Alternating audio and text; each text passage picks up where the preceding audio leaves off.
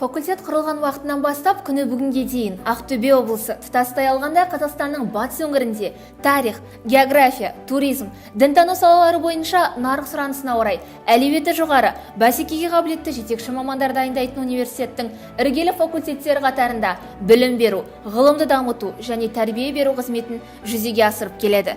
Тарих факультетінің құрамындағы 4 кафедра бойынша білікті профессорлық оқытушылар құрамы жұмыс жасайды.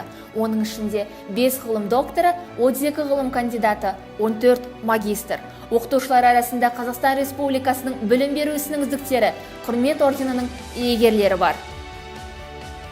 Факультет бакалавриаттың педагогикалық, гуманитарлық бағыттағы тарих, география, туризм, қосарланған мамандықтар бойынша география тарих, дінтану, магистратураның педагогикалық, гуманитарлық бағыттағы тарих, докторантураның гуманитарлық бағыттағы тарих мамандығы бойынша кадрлар дайындайды.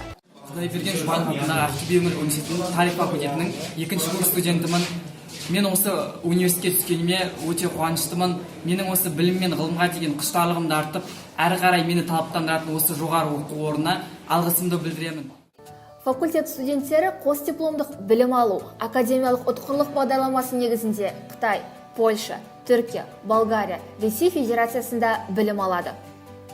Факультет жанында тарихи өлкетану мұражайы жұмыс жасайды. Факультет студенттерінің Батыс Қазақстан аумағындағы археологиялық қазба жұмыстары нәтижесінде табылған тұрмыстық заттар мен факультеттің ашылғаннан бергі жетістіктері көрсетілген құжаттар мұражай жәдігерлері ретінде қойылған. Факультет студенттері мен магистранттары жыл сайынғы дәстүрлі ғылыми апталықтар мен республикалық пәндік олимпиадаларға тұрақты түрде қатысып отырады. Факультет студенттері мамандықтар бойынша өткізілген ғылыми жоба және олимпиадаларда соңғы 3 жылда тұрақты түрде алдыңғы үздік үштіктер қатарынан көрінуде. Сен болашағының жарқын болуын қаласаң, таңдауыңды дұрыс жаса.